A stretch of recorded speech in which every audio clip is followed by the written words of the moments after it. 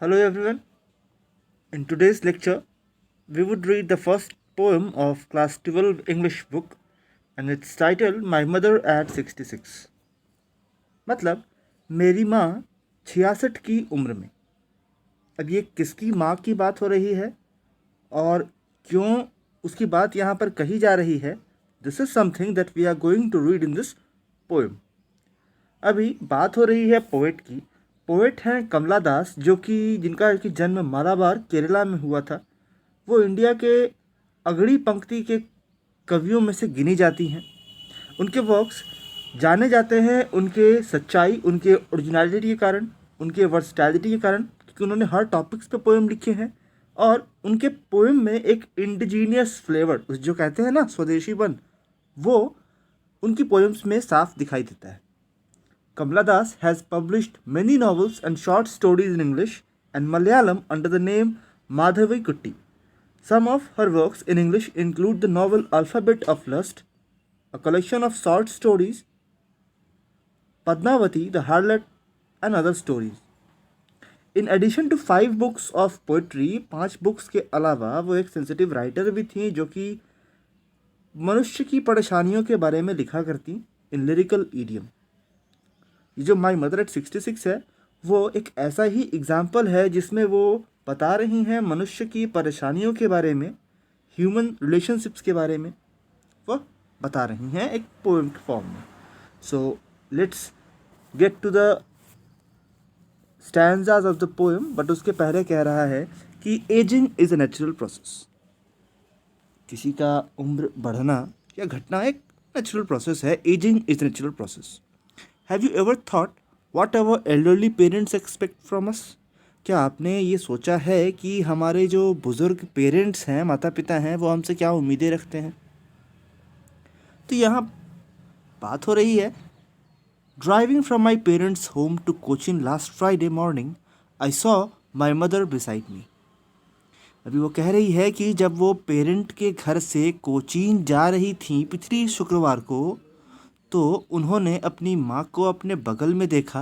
Dose, बिल्कुल बुझा हुआ चेहरा, open mouthed, her face ashen like that of a corpse, and realised with pain that she was as old as she looked, but soon put that thought away and looked out at young trees sprinting, the merry children spilling out of their homes.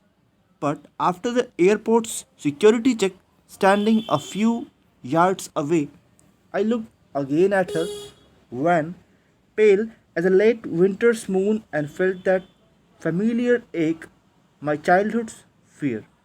But all I said was, "See you soon, Amma." All I did was smile and smile and smile.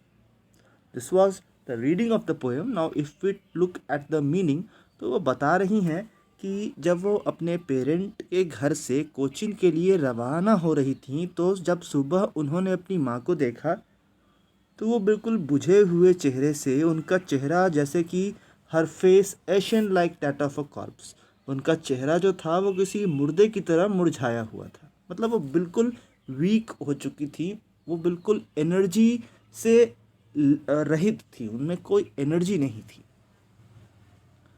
अब यहाँ पर एक poetic device भी है, her face ashen like that of a corpse. जब as और like का use हो रहा हो कंपैरिजन के लिए, this is what we called सिमिले।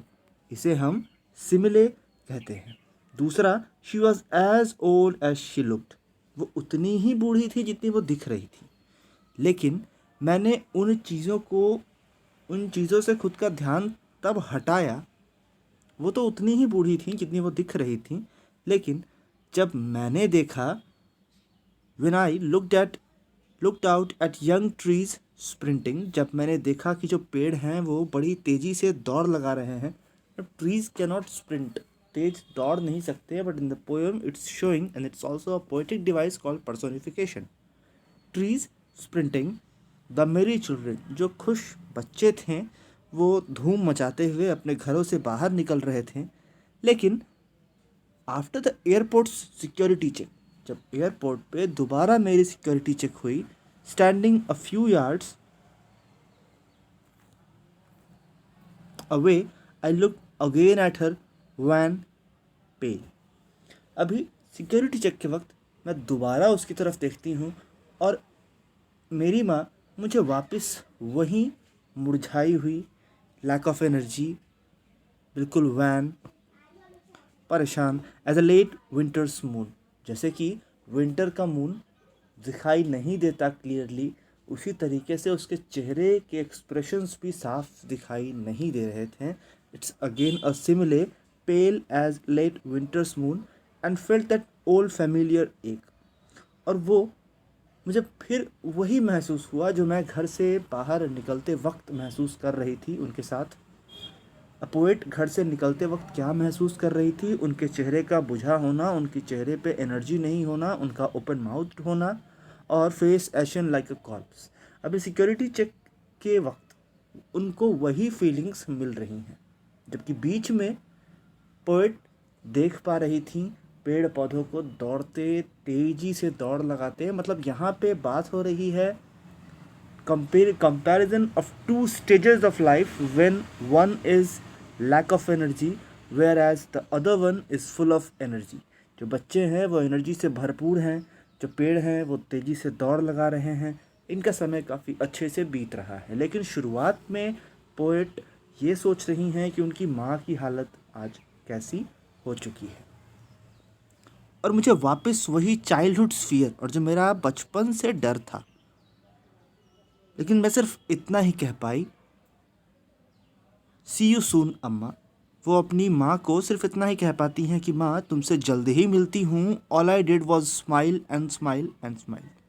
मैं और कुछ नहीं कर पा रही थी सिवाय मुस्काए जा रही थी, मुस्काए जा रही थी और मुस्काए जा रही थी. Here you see smile and smile and smile. It's repetition, जहाँ पे एक ही वर्ड को बार बार रिपीट किया जा रहा है. सो इस पोएम का अगर ओवरऑल आइडिया हम देखें तो ये एक गर्ल के बारे में है जो कि अपनी माँ से दूर होना नहीं चाहती है, because it's a natural process. It's ageing is a natural process and she has to accept the truth that she is not as active as she use to be in her childhood. और वो बच्ची अपने माँ से बचपन में भी दूर नहीं होना चाहती थी, और आज जब वो कोचीन के लिए निकल रही है अपने घर से, अपने पेरेंट्स हाउस से, तो भी वो अपनी माँ से दूर नहीं होना चाहती, क्योंकि उसे पक्का पक्का विश्वास भी नहीं है कि शायद वो अपनी माँ से दोबारा मिल पाएंगी, because her mother is so lack of activity, so much lack of energy that she cannot decide, that the girl is not in a way to decide that she should go or she should stay with her mother. That's all for this video. I hope you can do question answers on your own, like what is the kind of pain and ache that the poet feels. It's the pain and it's the ache that poet feels, that she may lose her mother. She may lose her mother because she is too old to survive. Second number, why are the young trees described as sprinting? See, young trees do not sprint, but it's the personification that the poet wants to show us that the poets of that these trees are full of energy and life. Similarly, you can try to do these questions on your own. We shall meet in next poem. Till then, thanks and goodbye.